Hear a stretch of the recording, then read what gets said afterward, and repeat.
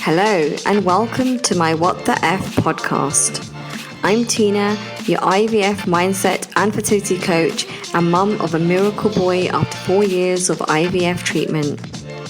If you're in the IVF trenches or going through the loneliness, soul-destroying and tears of infertility, then you're in the right place.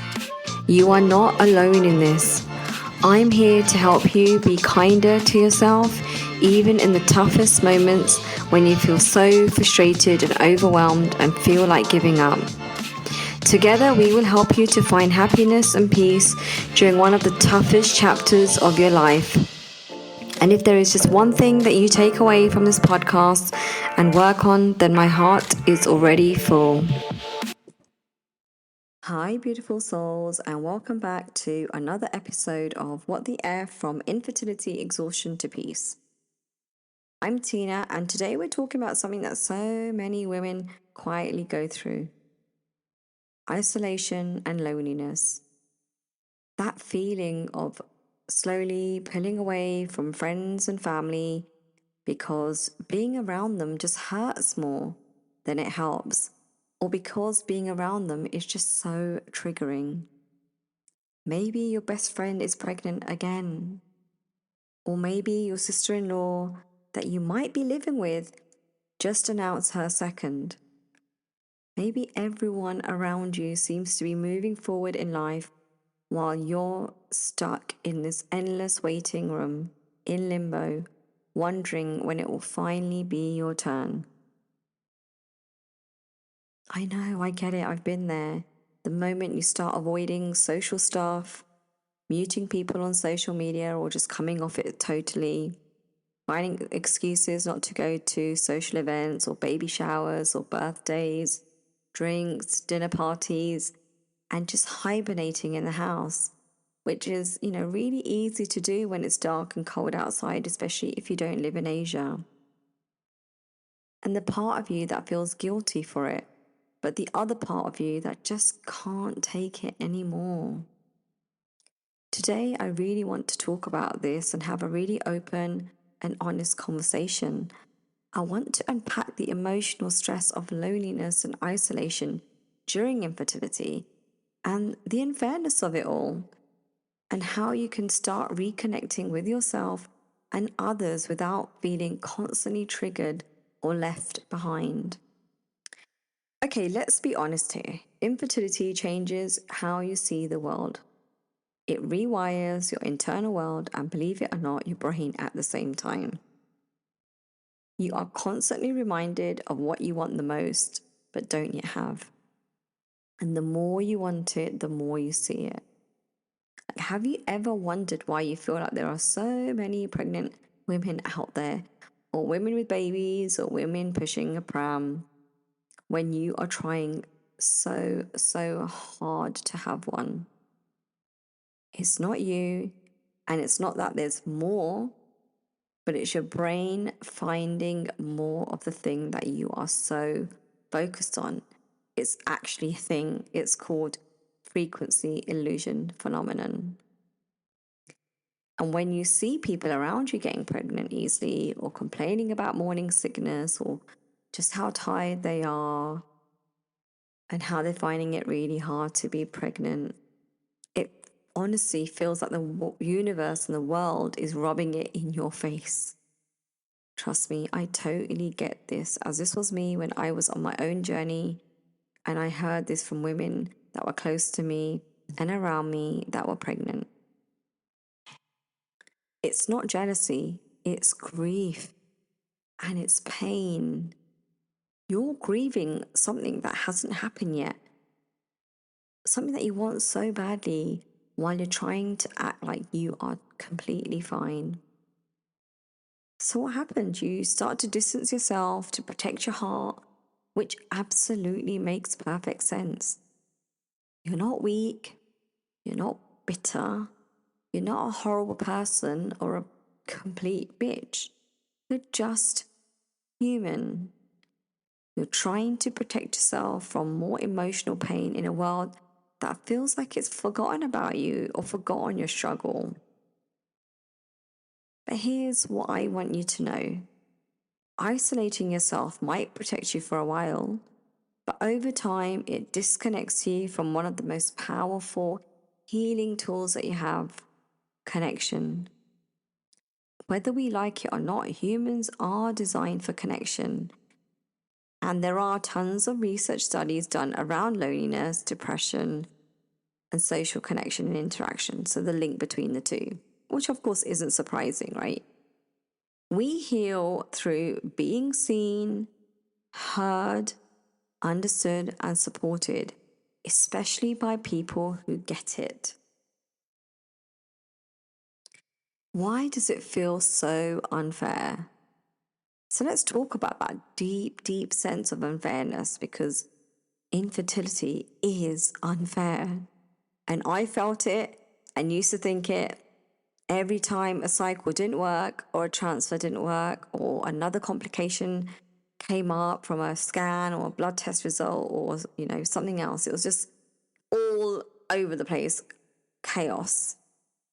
You've done everything right. The tests, changes to your diet, like eating the right things, cutting down on the wine that you consume, the cocktails. You've signed yourself up for acupuncture, even more needles, supplements, the praying, the endless research. And yet someone else who wasn't even trying gets pregnant in a heartbeat.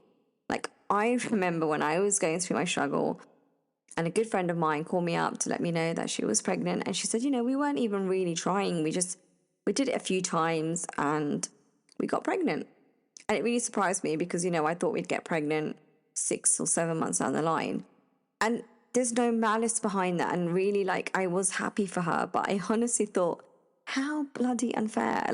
How unfair that she wasn't even trying. It wasn't even something she was obsessing about. She hadn't even started the prep work of priming her body, eating the right food, cutting out stuff, exercise. None of it. She just had sex a few times and got pregnant, right? Yeah, this is the reality of what we have to deal with. And that's where the resentment starts to creep in. And it's okay to admit it. It doesn't make you a bad person or a bad friend. It just makes you a person who is in pain. And your brain is wired to respond this way. When something feels unfair, it activates the same neural circuits as physical pain. That's why when you feel this pain, this ache in your chest or your gut, it feels so real because it is. I remember for me, it was always an ache in the gut. I'd literally been punched in the gut. And not surprisingly, it led to so many gut issues and stomach issues that I had during my own IVF journey, which meant, during COVID, when I was going through a lot of gastric issues, I had to put my treatment on hold because I had to get medication and get tests on for my gut and my stomach first before I could carry on with IVF. And from a neuroscience perspective, because you all know, if you've been listening to my podcast for a while, that I love a bit of neuroscience because I actually have a degree in it. Long-term emotional pain and isolation literally changes how your brain regulates mood and stress. So, no surprisingly, it can lead to more cortisol levels, which is higher cortisol levels. So cortisol is your stress hormone. And it leads to less serotonin, which is your happy hormone, and just more emotional fatigue and exhaustion. So no, it's not in your head, it's in your whole body. And this is why finding ways to reconnect with yourself gently on your own terms is so important for your healing and learning and how to emotionally regulate yourself when you need to. And I want to stress, that has nothing to do with ignoring how you're feeling or trying to change it into something else or something positivity, because that is toxic positivity, ignoring what you're feeling and just trying to be positive and optimistic all the time. It means going through the cycle of hurt, pain, and grief and understanding how to get your body back into a calm and grounded state, into a safe state, or a place where your body feels safe and calm. So it's like completing the circle versus constantly like having an incomplete circle where you don't know how to get back to that state of calm. So how can NLP get you here? How can it help you? NLP, which stands for Neuro Linguistic Programming, firstly, it makes you more aware, because so often we just go through life just having quite a small awareness around what's around us or what's going on for us. We just brush it under the carpet or just look for the next thing that we're doing, or the next thing, or what's happening next week or next month. And so with NLP, you start to take pauses in life without going 100 miles an hour all the time, all day, every day. So by pausing and just slowing down, you start to become more aware. In fact, the more you do it, the more you use NLP in your life, you start to become highly aware, which is not always a good thing when it comes to other people. But for yourself, absolutely. You become highly aware, and it helps you understand how your own thoughts, your own emotions, your own words, your own like stories that you're telling yourself or narrative, and your behaviors, and how all of that is connected.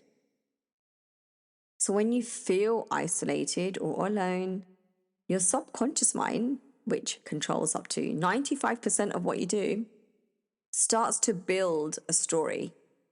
And that story can be around, no one understands me. I'm the only one struggling. Why is this happening to me? Life is so unfair. Why have I been dealt the infertility card? Like, I've already been through enough in life. Like, isn't that enough? So those stories that we're building, those thoughts shape our emotions, and your emotions shape your behavior. So that leads to more withdrawal, more hibernating in the house, loneliness, and feeling more like this, like you're stuck in this thought cycle and you can't get out. But you can reprogram these thoughts. You can teach your mind to process those emotions in a healthier way, in a more supportive way. So here is a really simple but so powerful and effective NLP based exercise for you to try. And it's called the reframe exercise. 4 simple steps, which I'm going to talk you through now. So think of a moment when you felt left out, forgotten about, left behind, or you felt so unseen because no one was getting or no one was understanding what you're going through. And then I want you to notice what story your mind told you in that moment. And what did it mean about you? So sometimes, it could be that we think they don't care. I'm behind. Something's wrong with me, right? Those are all some of the things that come up.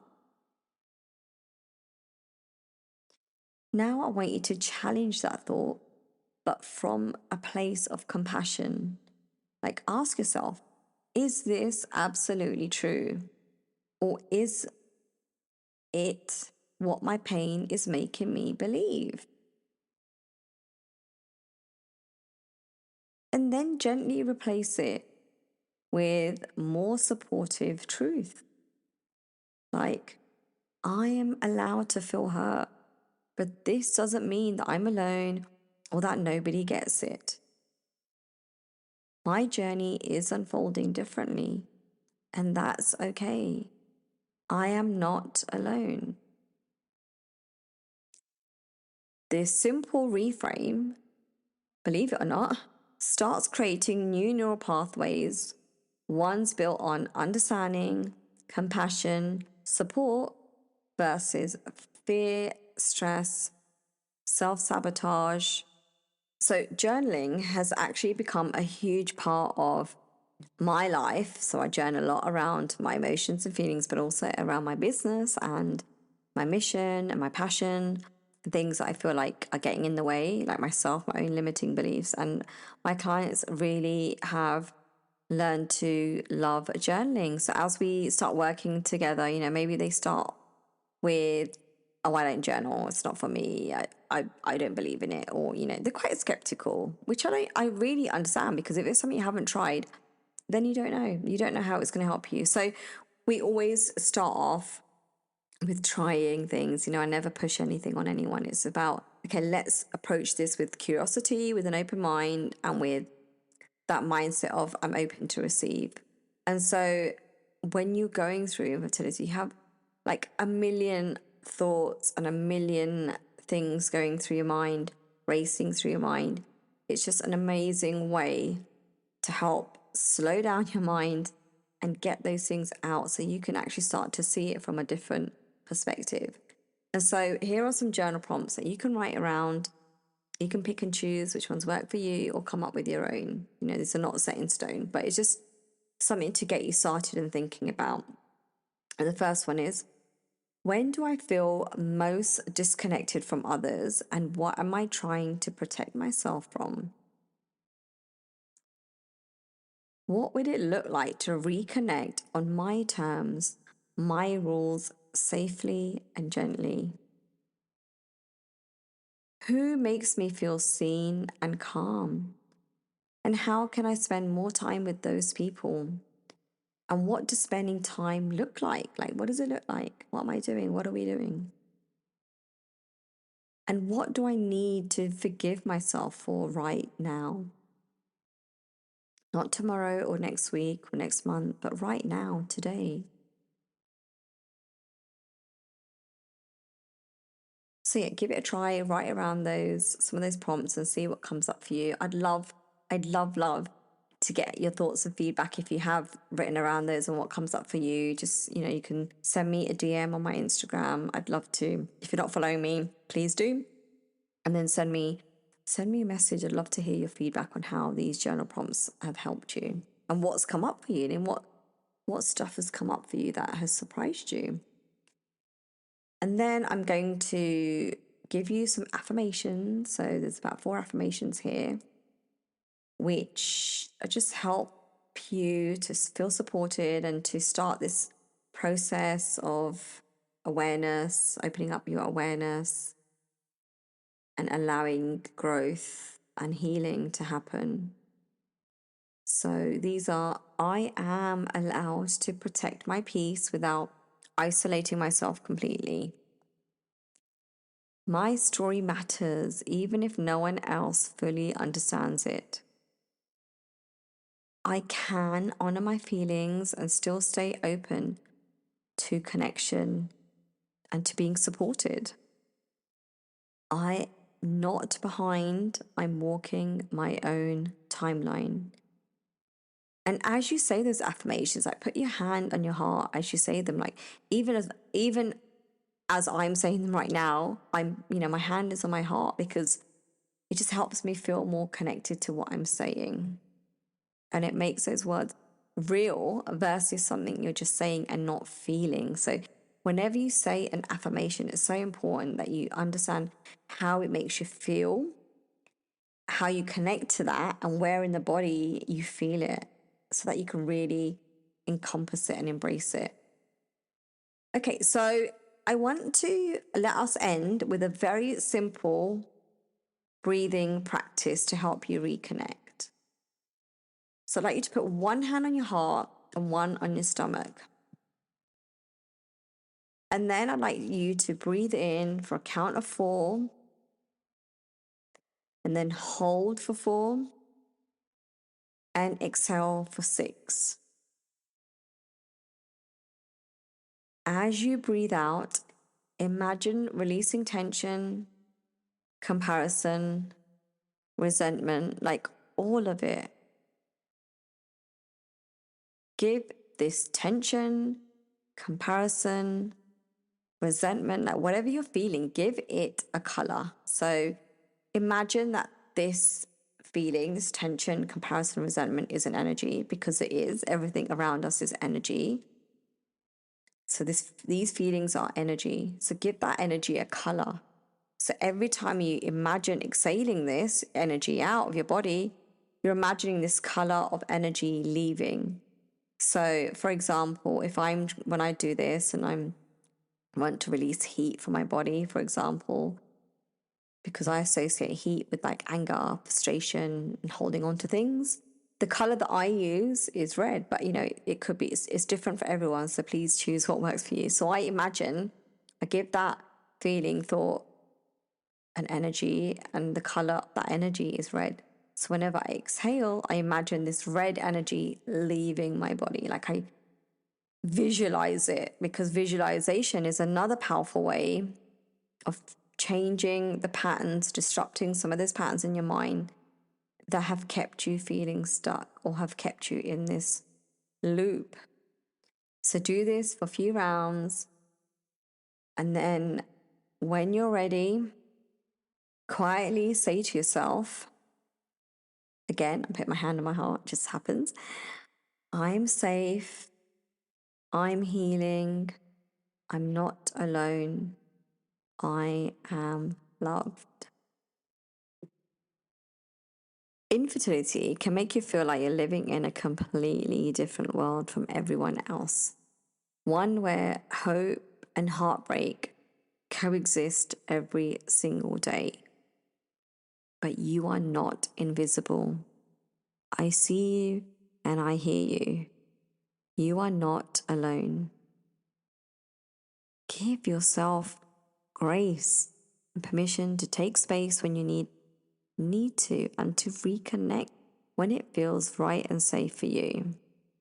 Because healing isn't about forcing yourself to just get over it or quickly move on or to forget and brush it under the carpet. It's about slowly finding your way back to yourself, a version of yourself, and to the people who truly see you, love you, and support you. If you found today's conversation helpful, I'd love for you to subscribe, rate, and leave a review. Your support helps others to find the safe space, and I'm so grateful for that. And if you're ready to take the next step in your fertility journey, get in touch with me. I'm here to help, guide, and support you through this process. So whether you need help shifting your mindset or just someone to listen, I'm with you every step of the way. I want you to remember that your fertility journey is uniquely yours, and that is enough. Take care of yourself, be kind to yourself, be gentle, and trust that you are incredible. You're stronger than you give yourself credit for, and every step you take is a step forward towards your healing and towards your growth. Sending you love, strength, and all the support you need. Until next time.